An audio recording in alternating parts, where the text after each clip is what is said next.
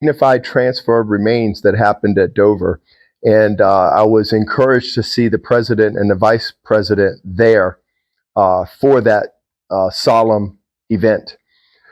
But I think everyone in this country should go to YouTube or wherever you can pull up the video and watch when that happens. Because I'm just getting a sense that this country, hey, we've only had, a half dozen casualties. I think recently over the weekend, we've had more. But I'm an Army brat, and my father did 2 tours in Vietnam, and he came back from both tours.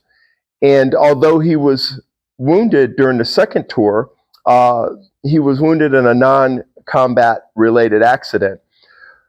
But it still remains, if he had come back in a casket, my life would have been totally different. And the lives within my orbit would have been totally different. He's the reason I can proudly use his name. And my name is so unique, literally Robert Dothard is my website. And I am proud to carry his last name, and I'm proud of the legacy that he left me. I'm also proud that I seem to be the only adult in my orbit that doesn't need therapy. I mean, my parents could not have been chosen by God, and I was adopted to be, they were just the best parents I could have had. And I feel like I was playing with house money when this country allowed me to be a citizen, because I've had every opportunity that everyone that lives in this country can have. Higher education. I went to private school, and my dad was a staff sergeant. Think about the sacrifices my parents made for that to happen.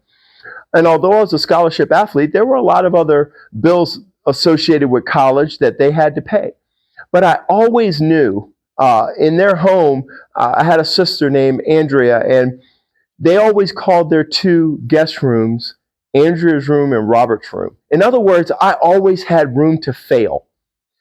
I always knew, should I just totally screw up my life, I knew I had a place to go. I wouldn't end up on the street. I knew that they would love me. As long as they had a meal, I had a meal. Folks, we need to realize what each one of those caskets represent. It's devastating to a family. And unfortunately, I do know what losing a child is like. I do know how devastating that is. Although the child was an infant, it's still no less devastating. And being a man who has 7 people that lives in his home, and the fact that we've taken in a young lady from the foster system and her baby, the fact that we're able to give them opportunities that they never would have experienced in the foster system, we feel great about that. But again, I feel like I'm paying the system back because I was given so much, and I was an orphan in Germany. My point is, folks, don't let the fact that we've only had a half dozen casualties, or maybe in a month it'll be a dozen casualties, don't let that jade you into thinking that each one of those caskets represent an entire orbit of people that loved those people and that they loved. It is devastating for this country to lose even one soldier, let alone dozens. So I would encourage everyone to make sure they're registered, to make sure come November they vote and everyone in their orbit votes. And they do not vote to promote this evil and corrupt Trump administration, who history is going to look at as probably the worst in this country's history. And I pray we still have a country at the end of this administration. It is that damn bad. So folks, register, vote, but in the meantime, do whatever you can.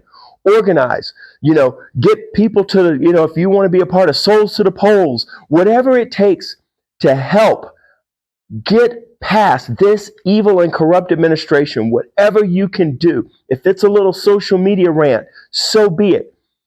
But folks, we as Americans need to take responsibility for this evil and corrupt administration that we put in power.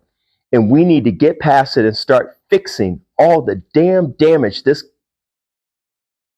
administration is doing. And I'm so mad I could spit. But do what you can. And come November, maybe we can start righting this ship.